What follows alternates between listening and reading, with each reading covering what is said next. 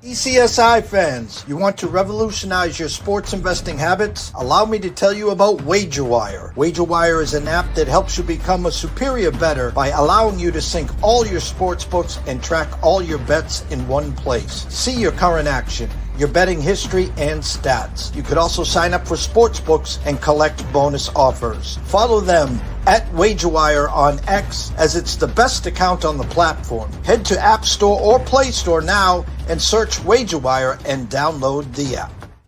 Sports betting isn't a gut call. It's a market with prices that move.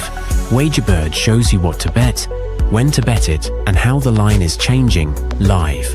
Every pick is time-stamped. Every result is tracked. Start betting like an analyst with WagerBird. Excuse me, Mr. DJ. Hey, check this out. We got a great show coming your way.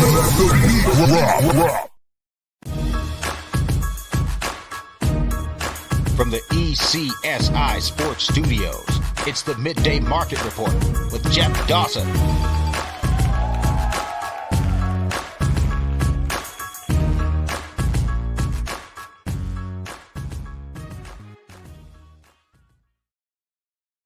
Good afternoon, sports fans from all around the globe. I am the co-host, Jeff Dawson, East Coast Sports Investors. Welcome back to the Midday Market Report for July 29th, 2026. 68 degrees, light rain, been raining all day, going to rain for the next couple days. North of the Cape, some spots could get 4, 5, 6 inches of rain. We could get 2 to 3 inches of rain, but I'm going to say we'll probably get about an inch, inch and a half, but we shall see. Today's headline, a SCLITT storm brewing in the Windy City. I more use that not for the game itself, but more about, Cam as the Cy Young leader in the clubhouse currently in the American League. And as me and Scotty talked last week about the ticket on wagerwire.com/marketplace and the lead that Mizorowski had, was it Wheeler? Could it be schemes? Yada, yada, yada. The same thing to be said, of course, in the American League deal. But first and foremost, a shout out to our proud sponsors and partnerships. It's WagerWire. Head on over to Google Play, download the app. It is free. And of course, wagerbird.com. Life gets busy. And I, unfortunately, Blaine on family vacation this week. Thank you for sending me the email. Shout out to Maya. See you on Friday, I hope. But he'll be back next Wednesday as we get prepared. That will be August. And we're going to get prepared and start doing our cadence in college football. So without further ado, let's bring him in. Mr. Scotty Webb. What's up, Scott? I was watching the interviews with some of these guys in the locker room and stuff, and Bryce Harper says, "Yeah, we need some help on our team. Our team's not doing so good." And then I started looking, and like today, there's 1, 2, 3, 4, 5, 6, 7, 8, 9, 10, and 1, 2, 3, 4, 5, 6, 7, 8, 9, 10. There's at least 10 offenses that could use all kinds of help. So, I'm like, there's not enough players. There's not enough players to go around to trade and give all these guys help. That's not going to happen. And then some of these teams woke up and go, oh, my God, I'm a half a game out of the wild card place. We can't trade our best catcher and our best hitters and stuff like the Twins. So I don't know what's going to happen. I would. And then, the Red Sox catch a bad break where, they trade for a guy and then he breaks his hand on the second at bat. It's a new. It's like, you're damned if you do, damned if you don't. So, hey, it's baseball. It's what happens. And enjoy it, right? Like we always say this, enjoy it because you never know what next year's going to bring. And we'll see what happens down the stretch here. Scotty, a lot to talk about, but again, I don't want to tie up a lot of intro time here because I kind of said to myself, trade deadline, as you and I both say, there's so many things on social media, everyone's available. And then I love the people looking for clickbait. Who hangs up first? It's like, let me see here. It's 4 shit sandwiches for Juan Soto, and I'm just throwing that out there. And it's such stupidity. It's the Red Sox under the radar, a move that was chastised by most. How can you give up Conley early? Oh my! He was the next coming to John Lester, by the way, just to let you know. It's a Red Sox fan. When you have depth and you have a chance to make a move like that, both teams won the trade. Well, and I said karma to my buddy after I found out he broke his wrist. We traded him damaged goods, and we ended up getting damaged goods ourselves. Two at bats later, but. Reading through the tea leaves, I've said it for a long time. We don't know. You don't know. No one knows. Someone came out and basically said there'll be no baseball next year. You can bank on that one. And with it wasn't someone with 500 followers. This was someone in the know. I mean, you basically got the owners saying, hey, we're not leaving without a floor and a salary cap. And then you got the players saying, we ain't playing with a salary cap. So again, we're not going to get into that.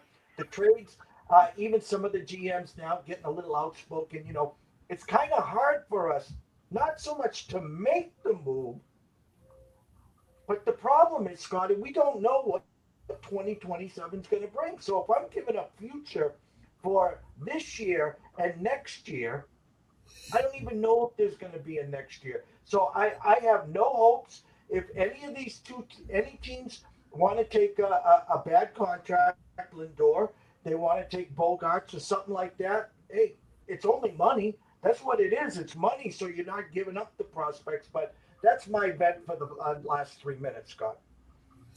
Yeah, you got the multi-millionaire players going against the multi-billionaire owners. Whatever, it is what it is. It's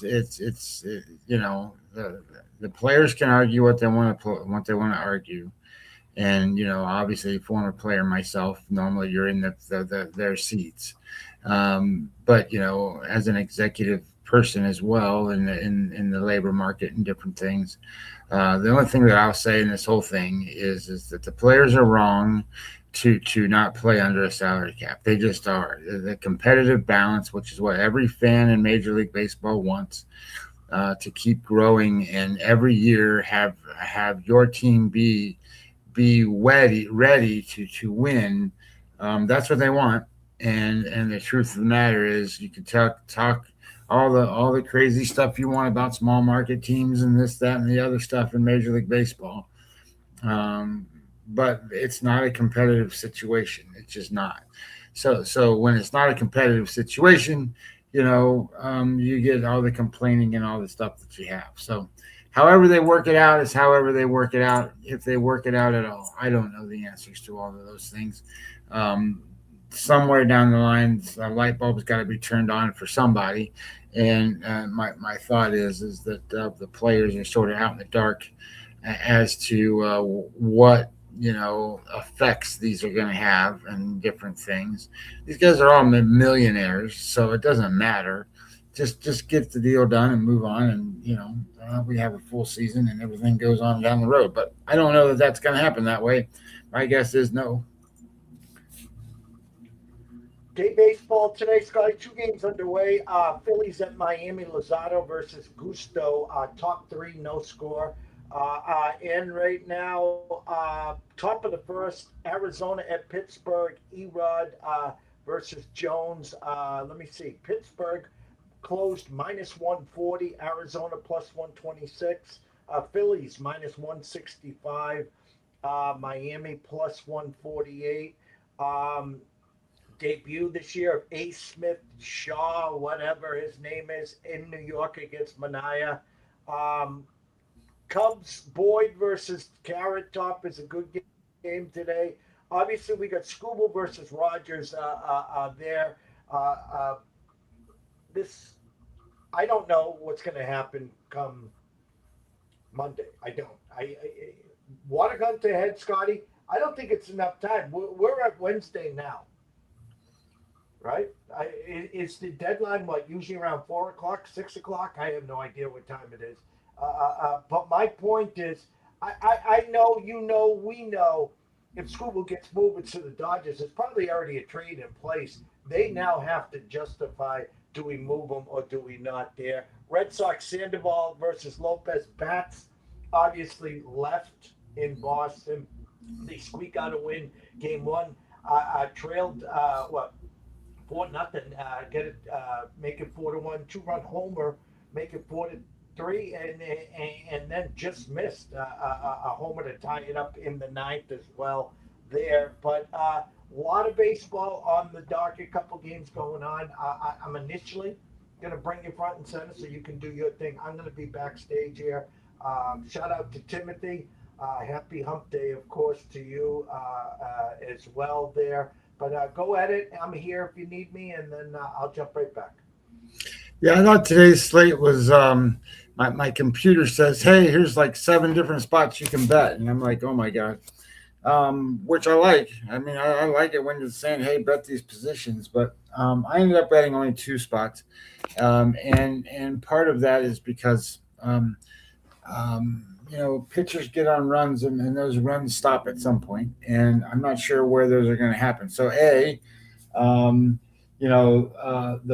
Phillies are the better team today against the Marlins. Now, I didn't bet this game. The number was like minus 125 or something like that. Phillies aren't hitting, but Luzardo's been fantastic. So you can't bet against Luzardo. But Gusto's been a little better than you might think he is. So I thought, well, I'm not going to get involved in that. The Diamondbacks are playing the Pirates, and Diamondbacks can hit for now. They don't normally hit, but they can hit for now. Offensively, they're doing pretty good. The Pirates, who normally can hit, they're not. So I didn't like that matchup. I felt like Jones, he's phenomenal for his last 7 starts. Like, just lights out phenomenal. Best Pirates pitcher there is. Better than Ashcraft, better than Skeens, better than all of them. But I didn't know when that was going to run out. And if it ran out today, he's facing a team that can actually do some damage against him. So I stayed off of that. So I didn't like it. So I've been betting Nationals against the Blue Jays the last 2 times, certainly against Scherzer and then certainly against Bieber. I went 1-1 in those spots. Thought they could have really done some big damage yesterday. I let them off the hook a little bit, even though they scored 4 runs in the first inning. Today, you have a little bit different scenario where Savage is the pitcher for Toronto, and the pitcher for Washington is Lytle. And I know everybody goes, well, Lytle sucks. Well, Lytle doesn't suck. He's an average pitcher, and that's what an average pitcher looks like. He just doesn't start a lot of games. They put him in and say, hey, you're the bulk guy. I want you to go 5 innings or however many you can go, 6. And he's been pretty good in those roles. He was very bad at the beginning of the season. But you got to remember, he was one of the late signee free agents who missed a lot of spring training, if not most of it. So he's doing fairly well. The Blue Jays don't hit. So now you got a team that hits against a team that doesn't hit. And Savage hasn't been, like what you see in the playoffs or what you see when he pitches against the Red Sox or the Yankees. He's really good against those teams. He's not really good against everybody else. So, I was kind of like, well, I'm going to say it's more like a coin flip type spot. So I didn't get involved there, but I will say that Pittsburgh and Philadelphia, I talked about those 10 teams that were bad on offense. There are 2 of them. So if you're betting those 2 teams, you're only betting pitchers, and it's hard to win baseball bets if you're only betting pitchers. I'm not saying you can't, because your pitcher can be really good, but he's not going to go hit, so he's not going to make all the runs for you. So I stayed off of that. One game that I liked that just missed where I was going to bet is game 1 of the doubleheader. Smith Shawver is pitching for the Braves, and then he's making his season debut. And I'm going to say this a second time because there's another pitcher doing the same thing today. I don't want to bet on guys that are in the middle. Well, not middle. This is the end of July, getting ready to be August. And when you have August comes, you have the month of August, and then you have the month of September. That's it. No more baseball. So he's making his season debut today. I don't want to bet on a guy making his first season, his season debut. There's a reason why he's making it now and not making it back in April. And generally, he was either hurt or he wasn't good enough to make the rotation. So in this case, he was more hurt. But that said, I don't want to bet on a guy first hurt either. So I don't want to bet him. So I'm looking Mets. Well, there's an interesting thing about the Mets. The way I did the data, I do it in a short spray. And so when they beat up the Braves the other night and they hit, I don't know, what was it, 7 home runs, 8 home runs, they scored, I don't know, 20 runs or something.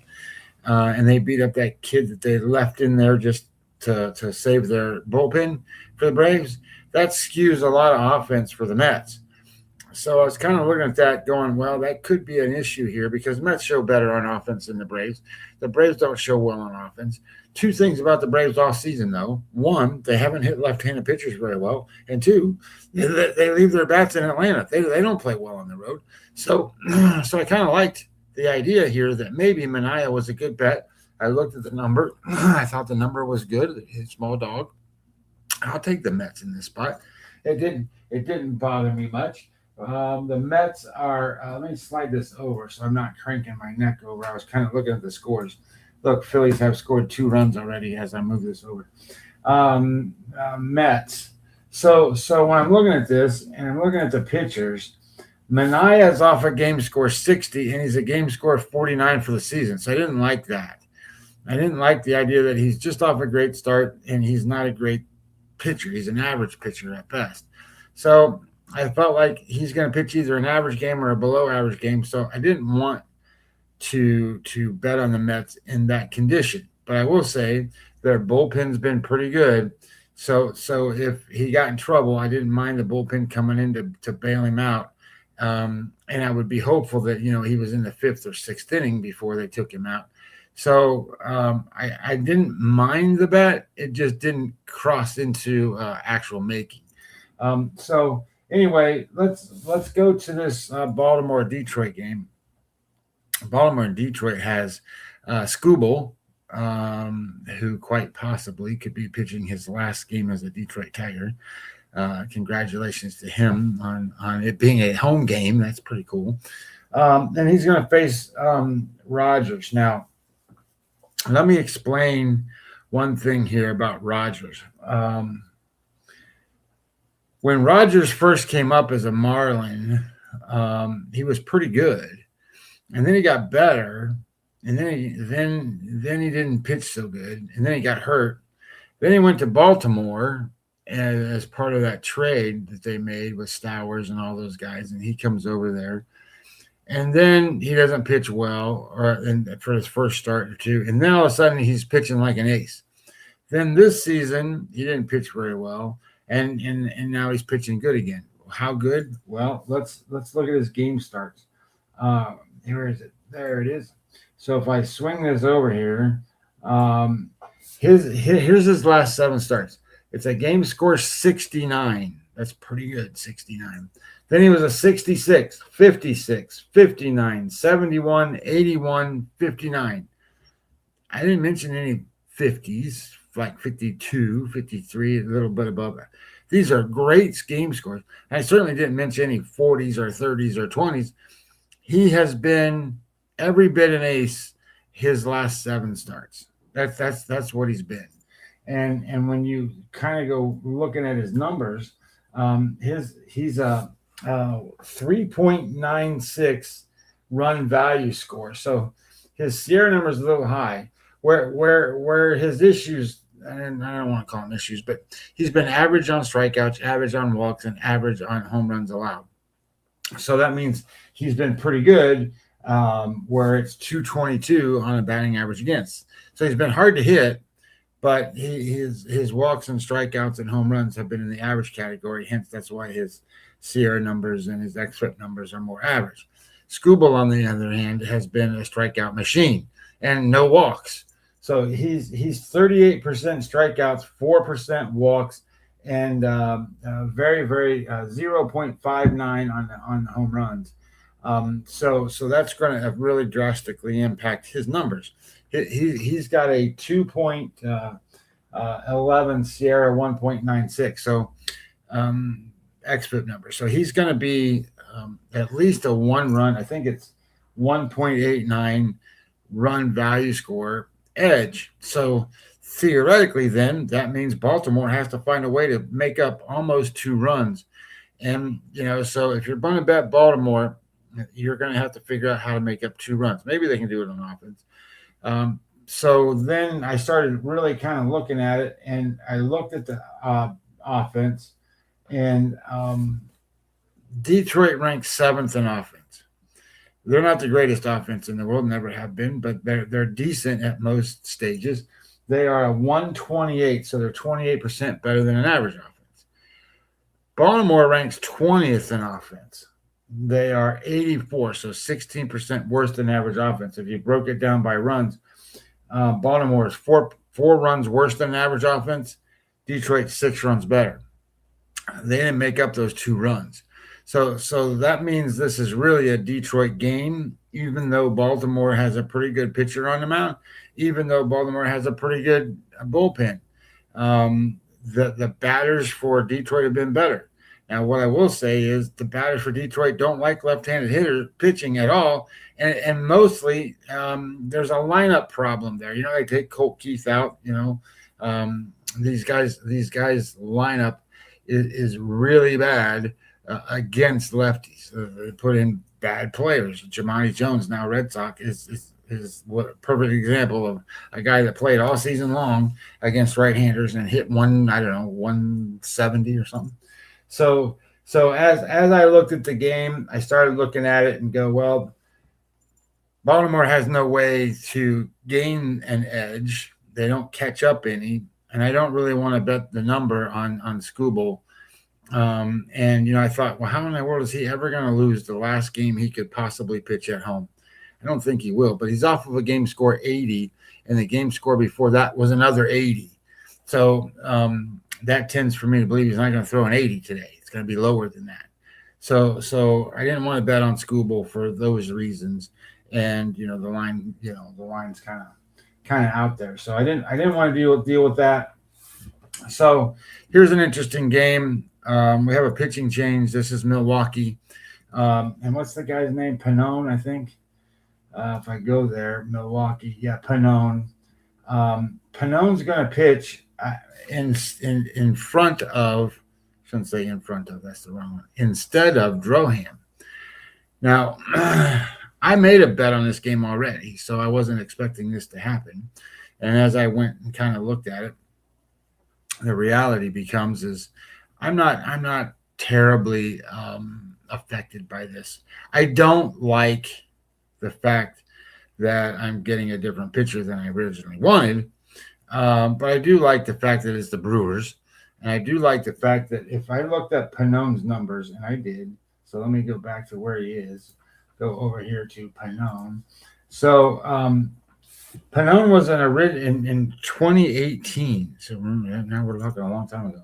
In 2018, he pitched for the Toronto Blue Jays. Wasn't that great. Was mostly kind of a long guy, middle relief guy. Started a couple games, and then in 2022, which shows his next numbers, he was a starter in the KBO. So he pitched for the Kia team. I forget what they're called now. Kia Tigers, I think, maybe. Anyway, he pitched for Kia. He made 14 starts, and then he made 16 starts or 15 starts in 2023. So he has been pitching a little bit. In 2023, he pitched for Milwaukee. And if I look at his numbers for this season, let's pull him up. He's pitched one time so far in Major League Baseball. I went 2 2/3 of an inning. He did pretty good. His xFIP is a 3.86, so that's not terrible. But he's been pitching some in the minor leagues, but he's been pitching 5, 6, 7 innings. So the plan is not to throw Drohan. And Drohan is a former relief pitcher, bulk guy. So maybe they're just trying to save on innings. They're saving innings on the fireballer too. So as these kind of come down, some of these times these points a year, these guys go, shit. My pitchers have pitched a ton. Their arms are going to fall off. I need to kind of help them and support them by not letting them pitch so much that their arm does fall off. I need them for the playoffs. So anyway, Panone's going to pitch. He's not the greatest pitcher in the world, obviously, or he'd be already pitching on all these other teams. He's going to face Webb today. And what was interesting about the game breakdown here is Webb's not been really good. If I get back to my screen, there it is. Webb over his last 7 starts is a 56. It's better than I thought it was going to be. But it's not an ace, and that's what aces are in the 60s, and he's normally up there in that range. He had a stretch there when he came back from being injured that he threw in the 80s and 70s and was having great numbers. But his numbers, if we can get there they are. So we slide this out here. He's a 52 in his last start, and he had a 64, so that's better than average. So 52 is average, a little better than average. And then he had a 49 and a 1. Well, 1's not very good, is it? So then he had, this is starting back to where it was good. It was an 82, a 69, and a 78. So that 82, 69, 78 is impacting some of what it is I'm looking at. So over his last 3 starts, his game score is pretty decent as well, 55. So he's a little bit above average pitcher. So when you break this game down and you kind of look at it, though, he's a 4.85 xFIP, 4.89 Sierra. That's a 4.88 run edge. That's where he's at, runs. And when I looked at the Brewers, I was looking at Drohan, and Drohan was kind of an average going across there at 3.64. So he had a 1-run edge for Milwaukee. Panone probably gives that back. So let's just say it's no run edge. And then as you then look at it, the issue with Webb is he's not striking guys out, 17%. That's in the lower part of baseball. And he's given up 1.6 home runs per 9. That's in the worst part of baseball. It's not the worst, but it's part of the worst in the 25%. So that favors the Milwaukee offense by far. If he's going to not strike you out, now balls are put in play for your team. And if they're put in play and he gives up home runs, then you got a shot at getting home runs. And then as I kind of looked a little bit farther, obviously his walk rate's a little high. So it's 1.37 is his whip rate, which is a little bit high. And his swing and miss is just out of the bat, 25% to the lowest. So that's where more further positivity goes to the Milwaukee offense for being able to put balls in play. Theoretically, they're not going to strike out a lot tonight in today's game. And then when I looked at the hitters and the batters, one of the things I didn't really realize where Milwaukee's at. I haven't been, I follow all the teams, but theoretically I haven't been really on Milwaukee because I haven't bet them. Well, Milwaukee's number 3 in offense right now and number 4 in isolated power. That's pretty good when there's 30 teams and you're in the number 3. They are 134 weighted runs created plus 8 runs better than an average offense. And the Giants are 1.3 runs better than an average offense. So there's a gap of almost 7 runs. So I'm looking at a 7-run advantage on the offense. And I get it. It's not going to be, 8-1 or whatever. But 7 runs advantage. I can afford to not necessarily have the greatest pitcher that starts the game if I have a good bullpen.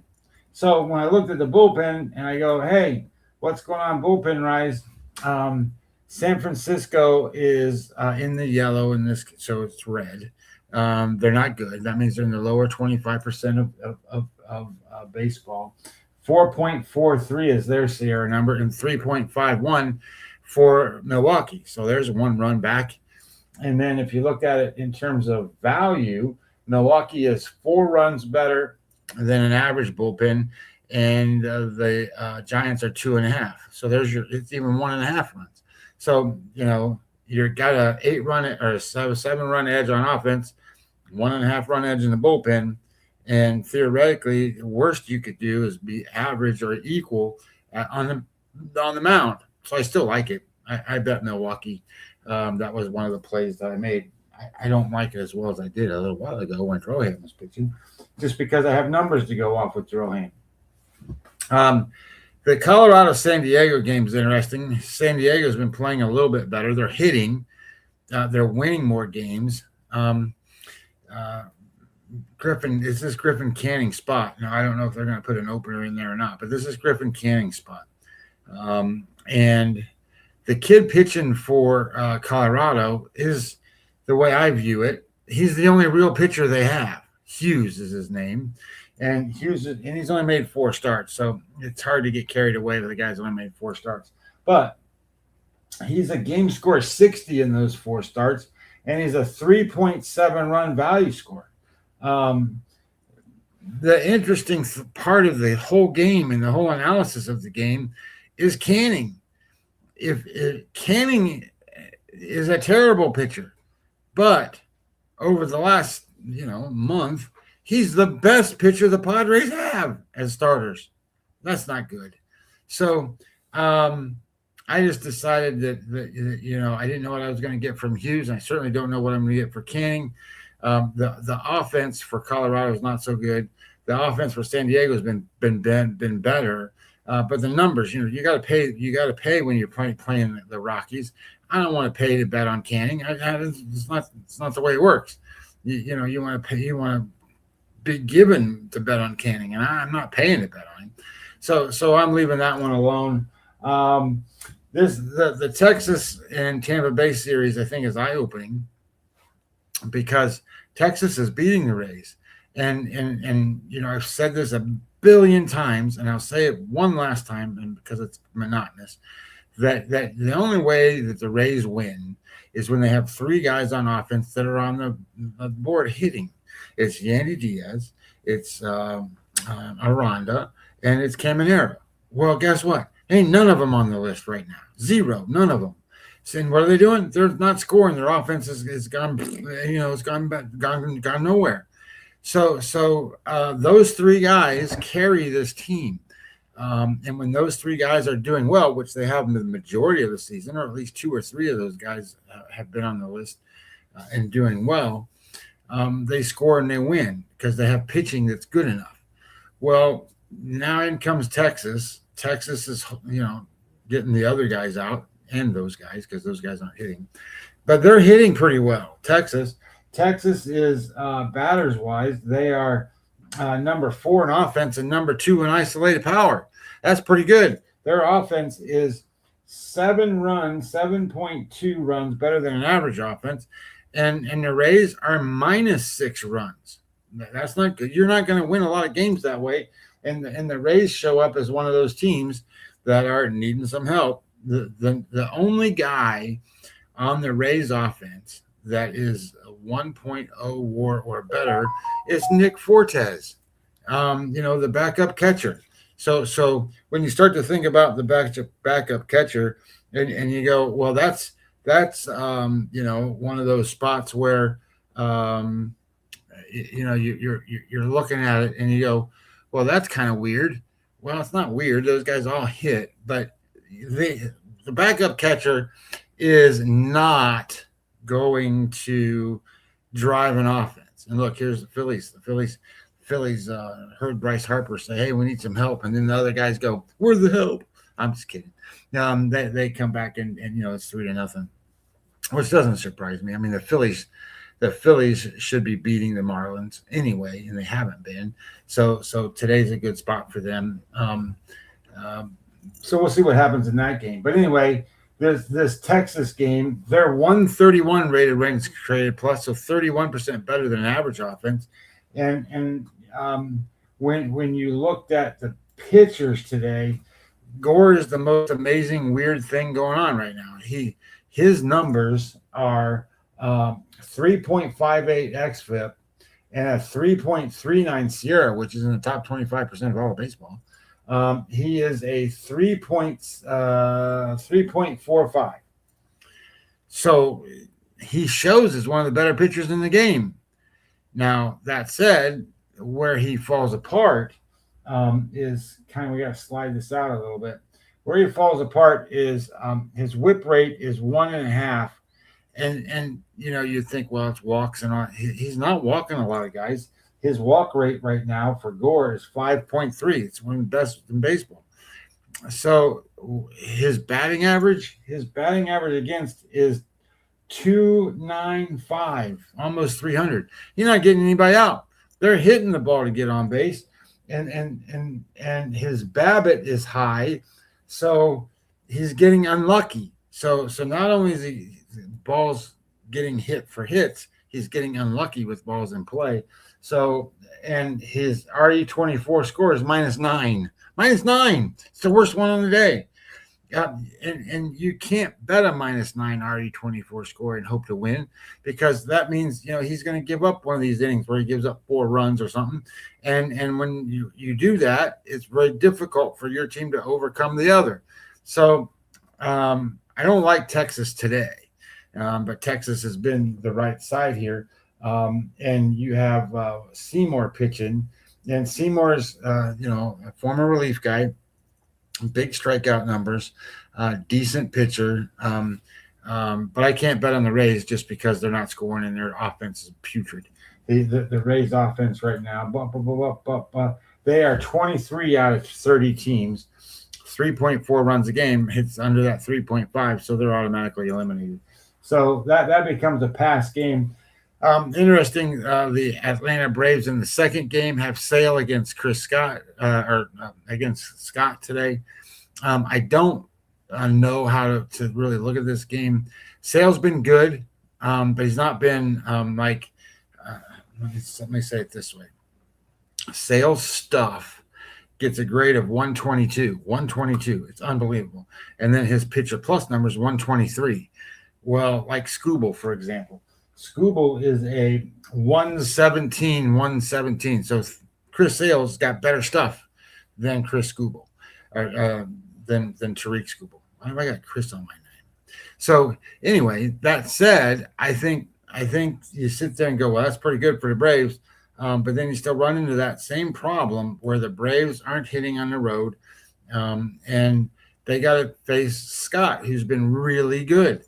So I decided I wasn't going to pay a big premium on the Braves, even though they might be the right side. I just said, nope, not going to happen. And we'll see what happens in the first game. I did like the Mets in the first game a little bit. I don't know how you bet these guys, Cleveland and Cincinnati. And the reason I say that is it doesn't matter who's pitching. So for example, yesterday, Williams was on the mound against Petty. Well, Petty's no good. Well, Petty won. And then in the first game in the doubleheader yesterday, Burns was on the mound against Saccone. Well, Saccone won. What the hell? The both bad pitchers won both matchups in that first game. And then when I looked at the hitters and batters, I understand why. Cleveland scored 1.7 runs a game. They ranked 30 out of 30 teams. And the Reds, they're scoring 3.2 runs a game and ranked 26 out of 30 teams. 26 weighted runs created plus for Cleveland. 26. That means they're 74% worse than an average offense. How are you going to bet on them? You can't. And then Cincinnati is 66, so they're 34% worse than an average offense, which is better than what Cleveland's showing. But you can't go and say, hey, my team is the tallest midget and bet on them. You can't do that. You sit there and go, pass or bet under, right? Because if they're not scoring any runs, maybe the pitchers can do pretty good and hold them down. I'm just like, I'm not going to mess with it. Cantillo's been pretty good and Singer's been pretty good. So maybe that happens. Maybe they get to a point where nobody scores any runs today. The next one, this is that thoughts. Minnesota is trying to get to the playoffs. They got a big pitching edge today with Joe Ryan. Joe Ryan got shelled his last time. He threw, I don't know, I think it was 6 home runs he gave up. His game score was -14. -14. That's not very good. He's not going to do that today. In fact, when those guys do that, they throw a gem. I'm expecting a really good game from Minnesota, but I don't want to pay the price Minnesota's like minus 180 or something. I don't want to do that. Now, I don't like the Royals at all, and the Royals' offense is just as bad as Cleveland's almost. So it's not very good on offense for the Royals. And Dobnik's on the mound, who's been halfway decent so far, but I don't trust any of that. So this becomes, okay, Joe Ryan's going to dominate the Royals. That's fine. I got to pay minus 1.5 to even make the line worth it. And then I look at the number for Minnesota in terms of hitting. Minnesota is 3.8 runs a game, so barely over the bettable number, but they rank 18th. They're 28th in isolated power, so they're not getting a lot of damage. They got to string a lot of hits together, and 76 weighted runs created plus for them. So they're 24% worse than an average offense. And you're not going to ask them to cover 2? No, not me. I'm not going to do that. And the Royals are 63 weighted runs created plus, so they're barely better than the Royals. So I was not happy about that scenario to bet on them. And so I just left that one off. The next one is the Yankees game, and I don't know how the Yankees are winning these games. I don't know. Their offense is minus 6 runs a game to an average offense. That's not going to win you a lot. They rank 24th, 71 rated runs created plus, but it's their pitching that's been dominant. And they should be dominant again today with their pitching with Schlittler on the mound. Now, I don't expect Schlittler to be as good as he was the last time out. And in fact, every time he's thrown a big game, like I think he's off of a game score 80-something, I think, 89. He's really good. He's not been blown up, but he's been a 60-ish, below 60 number, 58, something like that. Well, for the Yankees to win, they need their pitchers to only give up 1 run. Something along those lines, because they're not doing well. And today, Davis Martin, who, if you remember back, Davis Martin was, hey, he's the best pitcher that the White Sox can throw. And then he threw against the Yankees, and the Yankees hit 6 home runs off of him. Well, they get to face him again today. Now, I'm not saying that he's going to go out there and give up 6 home runs, but he hasn't been the same pitcher since that day, and he's been really bad. In fact, Davis Martin is the second highest run value score today. He's a 5.62. He's not striking guys out, and he's walking a lot. 11% strikeouts, 10% walks. That's not a very good combination. And his home run rate is still high. Oh, no, it's not high. It's 0. So that's not good. But his pitcher plus number, it's the worst number on the board, 77. So that's very hittable. So if the Yankees are going to hit, they might hit today. So I just left it alone. I don't want to get involved in any Yankees games on them until they start hitting. I'd rather bet against them, and I can't bet against them today. The White Sox are average on offense. And then they're going to face an above average pitcher. So usually that means the above average pitcher is going to win that battle. So I didn't like it. I do like this game. I just didn't bet it. Maybe I will later. The Chicago Cubs have Boyd on the mound against Jeff calls him Carrot Top, but against May for St. Louis. Now, where this game threw me for a loop isn't necessarily the actual data breakdown. It's the projected WAR numbers. I looked at that and I'm like, well, Boyd's going to be pretty good here. And he's not. He's just okay. He's a 2.0 projected WAR starting pitcher for both Zips and for Streamer. And then I looked at May, and he's a 3.3.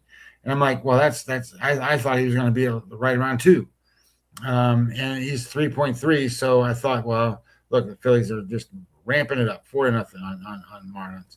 So I thought that was too much for me to then sit there and kind of look at that and go, because the line is like almost a pick 'em with the number that I had was 103, I think. 102 I had for Chicago, which is, obviously coin flip.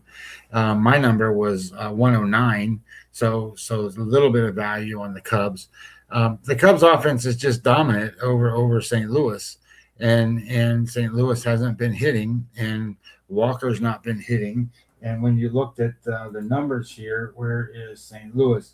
St. Louis is 27th in offense and 29th in isolated power, and the Cubs are number 1 in offense. So it's really good when you have the number 1 offense playing the number 27 offense. You're just totally dominant in that side, and it's so much so that if you look at runs, they're 10.6 runs better than an average offense, Chicago, and the Cardinals are -7. Well, you're never going to make any of that up. So I do like that, and may eventually get involved in that. But this is a rivalry game. These two teams, go back for years and years and years that they don't like each other. So the Cubs might see a pretty good effort from St. Louis today, and that's what bothered me about this game. And then it bothered me that 3.3 offensive or 3.3 projected WAR for May was almost, that's almost 1.5 better. And I was just like, well, maybe I'm missing something, so I left it off the board. But I do like the Cubs. This game is a game that I wanted to talk about because I bet it. It's not something I hardly ever do. I just told you earlier in this show about the Braves and Smith-Shawver that I didn't want to bet on his first start of the season, blah, blah, blah, all that stuff. Well, the same thing happens here with Wesneski for Houston. Can't believe it. It's July 29th, and I got 2 pitchers making their season debut today. So what's the difference today? Because I bet Houston and Wesneski today. Well, I'll be honest. I shouldn't say that I was lying any other time, but the truth of the matter is that I'm really betting against the Angels. I'm really betting against Grayson Rodriguez, who's just been struggling with everything he does. Basically, every start he makes, he's trying to get back from health. He's trying to do, and he's a pretty good pitcher. He just isn't getting his stuff together. And his game score is 32 over his last 7 starts and 36. I'm 36 for the season. Okay. His game scores. Now you got to remember, he's been, hurt a little bit. So his last 3 since he come back from a second time being hurt, 23, 26, and 48. If your best game score is 48, you're not going to win much. You're just not. That's an average start, a little bit below average start. That you're not going to win a lot of games that way. Your offense needs to be really good to carry you through those kinds of starts. So I don't almost care what Wesneski does. I think Wesneski's going to be decent. I think he's going to be average, and he's going to pitch 5 innings or so and do halfway decent. And then they're going to put in Houston's bullpen, and it's pretty good. So I think that's where this game holds together. And then you look at Grayson Rodriguez and you go, my God. You have a. Remember, I said that Martin was like the second worst pitcher on the board. Well, the worst is Rodriguez. He's a 5.62. He's a 6.08 number. But it goes beyond that. It's his strikeout rate's 9%, right? So he hardly strikes out anybody. His walk rate's not terrible. But because he's not striking anybody out, there's no variation between the two. It's 9% walks, 6% walks, 9% strikeouts. And then you have 2 home runs per 9 innings, and he's not getting any swing and miss. It's 8%. That's terrible. So his batting average against for him is 339. His whip rate's 1.7. You can't win with 2 guys getting on base every inning. You just can't. Say it, Scotty, a pummel pitcher. There you go. There's only 2, and he's one of them. Pummel pitcher candidate. That guy right there, Rodriguez, is that. Now, I will say that these guys that, especially Rodriguez, who's younger, who coming back from a surgery, trying to get healthy, who has decent stuff, a lot of times will run into, hey, I got better this time and stuff. Now he could throw a little bit better today. I don't think he's gonna. I think he's gonna be bad. I think he's just gonna. It is what it is. The metrics don't show that he's gonna do anything good. So I liked that idea. And then when I looked at the offense, Houston's offense is average 14th. They rank 14th. Isolated power 15th. But you can't bet the Astros unless Jordan Alvarez is carrying them and he's on the board. So what was good is Jeremy Pena's on the board too. So Jeremy Pena is on the board, and Yordan Alvarez is on there, and Taylor Trammell is on there. So I thought that was interesting that he's there. I liked the idea that I think the Astros have enough offense, and the Astros have offense in like the first 4 batters, and then everybody else makes outs. So you're kind of going, hey, half of an offense, go beat up this really bad pitcher. I think they can. And maybe some of these other guys that are batting 7th and 8th, maybe they can come through too and set something up for when the guys come up at the top of the order. That would be even better. So I liked the Astros today, and I bet them. I think I got them at like minus 125 or something. The A's game against the Red Sox. These are 2 teams where offensively. The Boston Red Sox went on, and they're still winning. You win a lot of times through pitching, and you don't have to have the greatest offense in the world. You just have to have some. Well, they rank 16th in offense, and the A's rank 29th. So I still like, where Boston sits in the matchup. But I don't like the numbers and the lines and all that stuff. Sandoval, I think, is a better pitcher than what you're going to see from Lopez. But what scared me about this game and trying to back Boston on this game was, and I shouldn't say scared, that's the wrong word. What woke me up to say, hey, don't do this, is Lopez for the A's prior to this little set that he's in, a few games that he's pitched, he was horrible. They took him out of the rotation. He couldn't get anybody out. He's walking a lot of guys, all of that stuff. Well, now he's not. Now he's pitching pretty good. And I didn't want this to become who's going to hit a home run and that's who I win. And because I think that's how the game's going to go. And when I looked at the game, Sandoval, he's pitched, I think 3 starts now. This will be his 4th. He's a game score 48, so he's an average pitcher. And the game score totally for Lopez is 41. I told you he was bad, but over his last 3 starts, it's 56, and his last 7 is 52.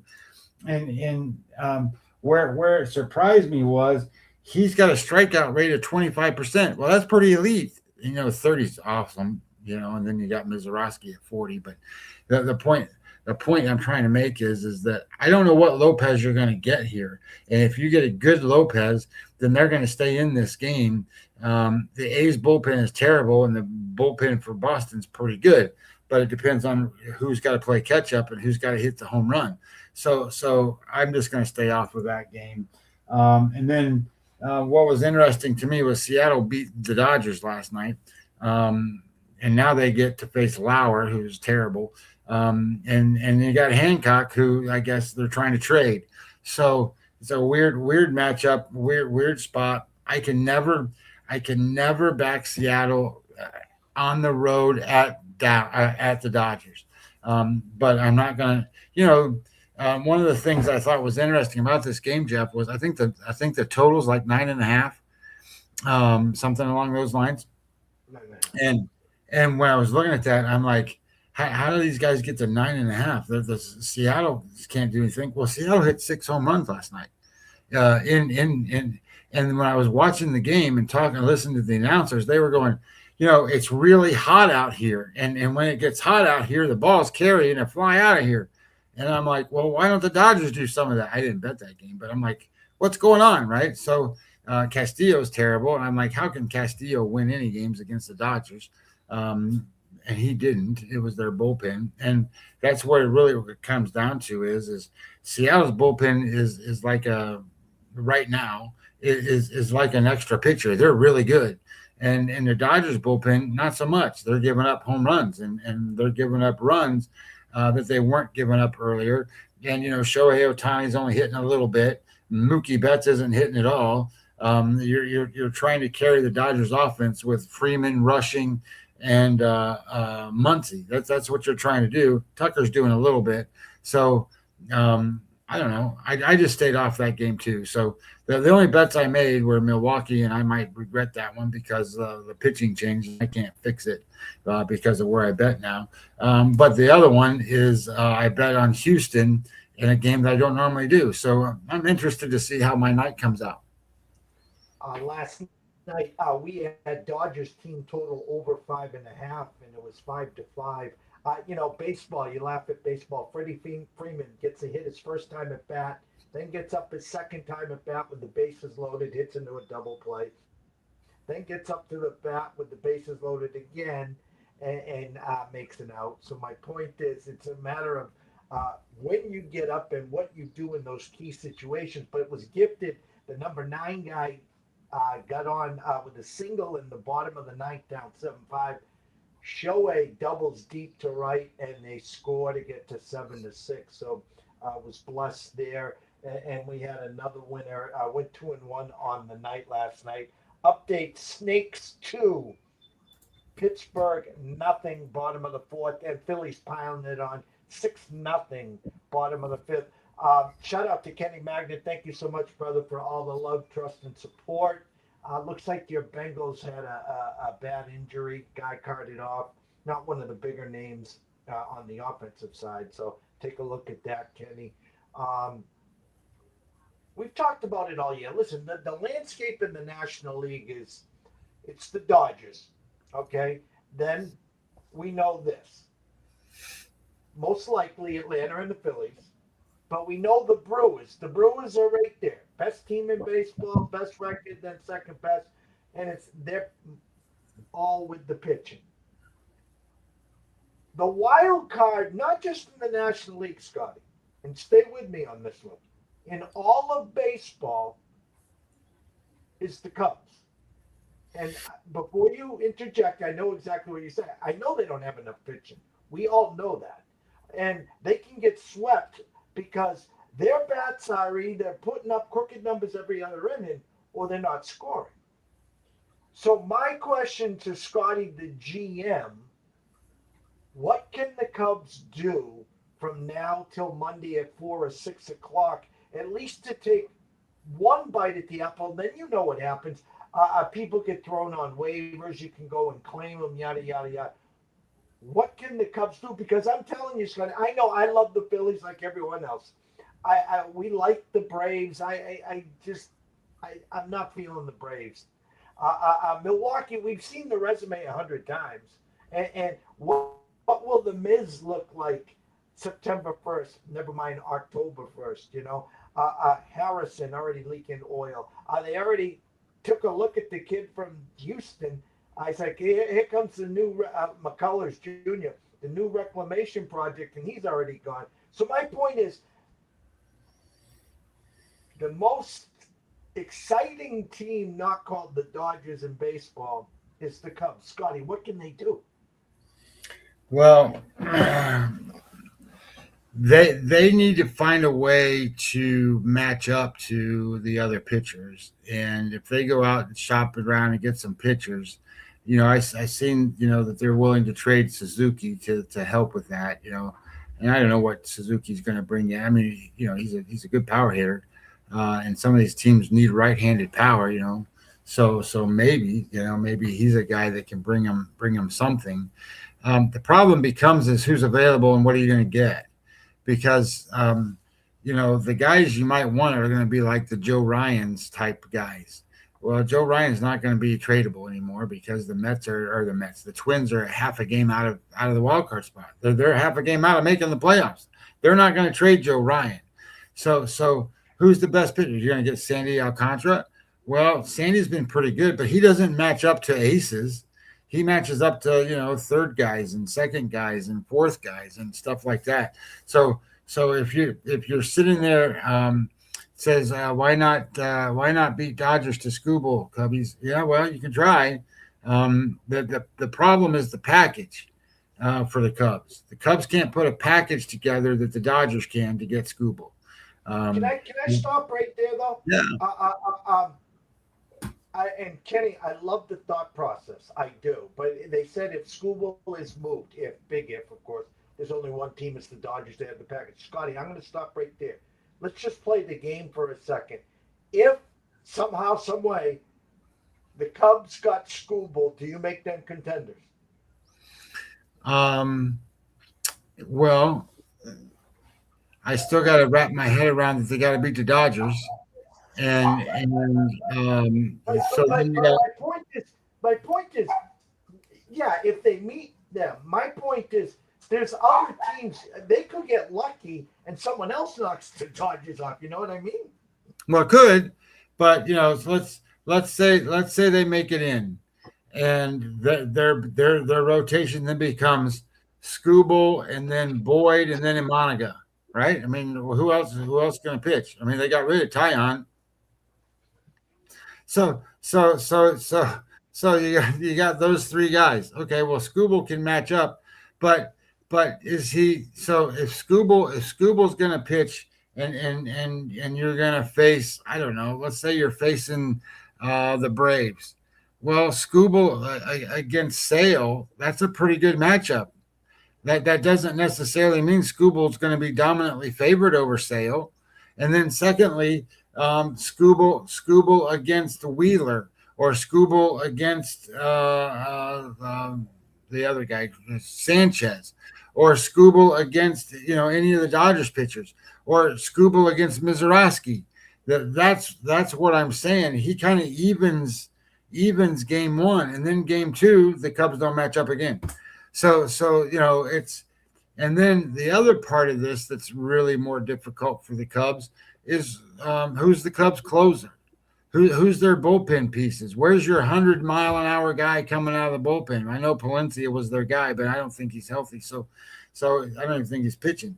So who's going to do any of this stuff? They're going to have to win softball-style games no matter what. And softball meaning, it's 8-7, 10-10, that kind of thing. And some of these teams have pitching that'll keep them from doing that. So I wonder, if Skubal's enough. They might need two guys. Well, I don't know, where that kind of goes. Here's what I do like. I like that the Cubs are veteran enough with the guys that they have, that they've been there before. They've played in big, meaningful games and big, meaningful series. That's important. The manager's done the very same thing. So that helps when you have to face, Milwaukee or some of these teams.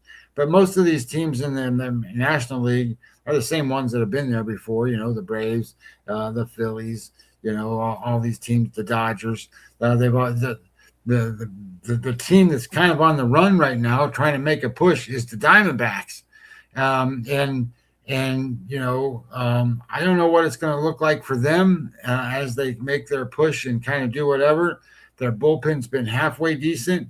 Their offense is clicking a little bit right now. Marte's the only one not hitting. Ketel Marte, he's not on the list.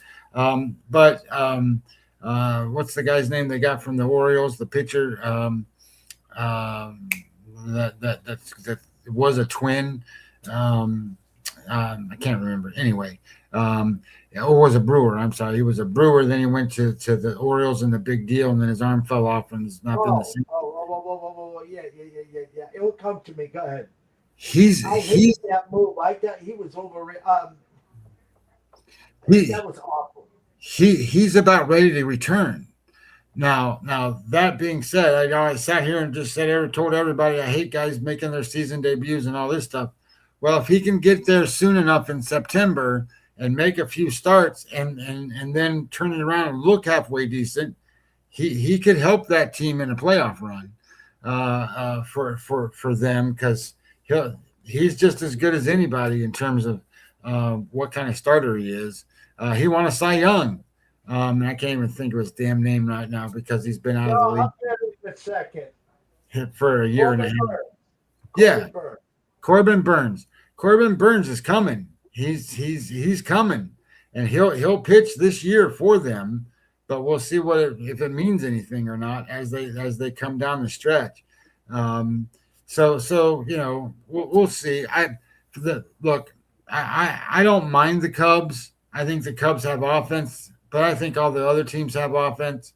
I just don't think, and I know, say they get Skubal, I just don't think they got enough after that. And I don't think their bullpen's good enough. But they're fun to watch because they can score some runs and they can throw the ball all over the place. But I will say they're pretty good on defense most of the time. But when they start throwing the ball all over the place, they're pretty fun. Top six now: Philly 6, Marlins 3. Still 2-0. Top 5: Snakes versus Pittsburgh, and all the rest zeros. Shout out again to Kenny. Rocket Star. Shout out to Timmy. Thank you so much, Timmy, for stopping by. The regular cast of characters, of course, Dr. Lance, Mr. Lucky. Shout out to the Wager Wire community as well. Me and Scotty will be back on Friday. Friday, 1 o'clock, set the dial there. Tomorrow morning, 10 a.m., myself will be live in New York City, the Mecca, with Matthew George there. So for myself, Jeff Dawson, at EC Sports Investor One, the only Mr. Scotty Webb at Webby20 MLB. Wish everyone a blessed day. Enjoy yourselves. Locals, stay dry and stay tuned.